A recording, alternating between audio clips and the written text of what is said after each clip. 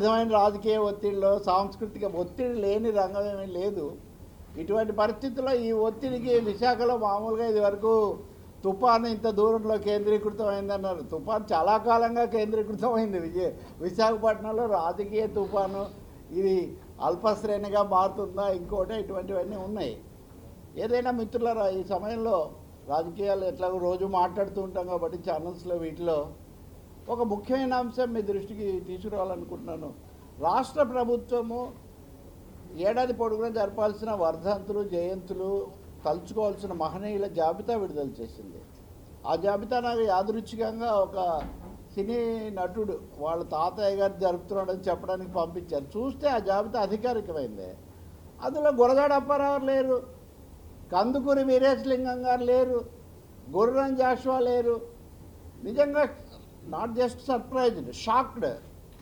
అంటే ఒకనాటికి తెలుగునాట జరుపుకునే మహనీయుల పేర్లలో గురజాడ అప్పారావు గారు, కందుకూరి వీరేశలింగం లాంటి వాళ్ళ పేర్లు లేకుండా పోతాయి అనే ఆశ్చర్యం అది ఎవరు ఊహించుంటారు వాస్తవంగా. అందులో రాష్ట్ర విభజన జరిగి ఒక సాంస్కృతిక పునరుజ్జీవనము నట్లు ఇవన్నీ చాలా మాటలు వింటున్నప్పుడు ఎందుకు ఇలా జరిగింది, ఎందుకు అది కేవలం మిస్సింగా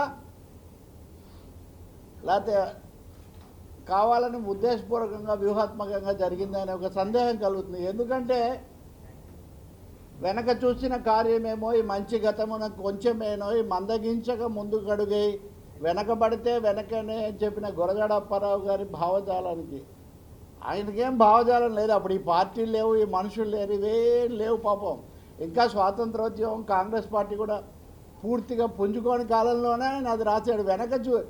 వెనక చూపిన కార్యమేమో అని. అంటే సనాతనం అంటే దాని అర్థం ఇప్పుడు నేను మళ్ళీ పవర్ స్టారు, ఇక్కడే పెరిగిన పవర్ స్టారు, ఆయన జగదంబ జంక్షన్ అవన్నీ నేను మీకు చెప్పాల్సినటువంటి అవసరం లేదు. కానీ గురజాడ అప్పారావు గారిని విస్మరించడం అనేది చాలా బాధాకరమే కాదు, చాలా అభ్యంతరకరం, అప్రజాస్వామికం, అచారిత్రకం కూడా.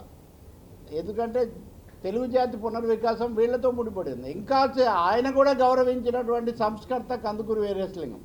గురజాడ అప్పారావు గారు కూడా గౌరవించిన సంస్కర్త.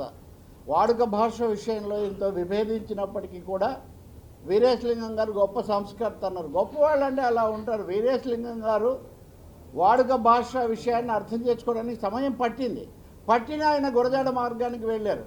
గురజాడ అప్పారావు గారు వీరేశలింగం గారు వాడుక భాషలో బలపరచకపోయినా సంఘ సంస్కర్తగా ఆయన పాత్రను బలపరిచారు. ఈ వాస్తవిక చారిత్రక దృష్టి లేకుండా మహనీయులను, సంస్కర్తలను, వైతాళికులని పేరు పెట్టుకున్న వాళ్ళను, వైతాళికులు అంటే మేల్కొల్పిన వాళ్ళు, ఒక జాతిని మేల్కొల్పిన వైతాళికులను మర్చిపోతే ఇక్కడ మనం గుర్తుపెట్టుకోవాలి.